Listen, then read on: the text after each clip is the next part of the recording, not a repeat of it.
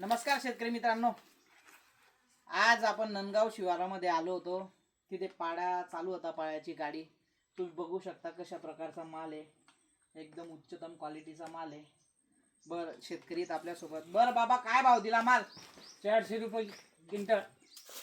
भाव वाढले सध्या, तरी तुम्हाला काही असं माहित पडलं नाही भाव वगैरे वाढले बा, तरी तुम्ही देऊन टाकला 400 रुपयाने. भाव वाढला हे माहिती आहे, परंतु हे इथून दूर क्षेत्र आहे आपलं वालं आणि वाहतूकला परवडणार नाही, त्याच्यामुळे भाव वाढला तरी बी त्याच्यामुळे देऊन दिलं. बर, म्हणजे वाहतुकी लांब आहे बुवा. हो. अजून काही नुकसान झालंय तुमच्या शेतामध्ये? हा, 400-500 झाड पिकलं आहे. बरं बरं बरं. इथं 200 पिकलेलं आहे, तिकडे 400-500 पिकलेलं आहे, 700-800 झाड खराब झालेलं आहे. बरोबर बरोबर.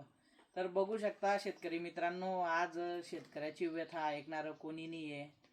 तर आपल्यासोबत कटर बंधू बी हा शेतकरी तर समजा स्वतःच्या मालाचं हे करतात. पण भाऊ, तुम्ही आता किती माल कापला बरं हा जवळजवळ? आम्ही आता कमीत कमी 8.5 ते 9 टन काढला. बरोबर. कसा वाटला तुम्ही माल? माल तर एकदम भारी आहे. तो कमीत कमी 25च्या रातचा माल येतो. 25च्या रास्ता माल आहे आणि लाईक 9 इंच केळे हे पाहू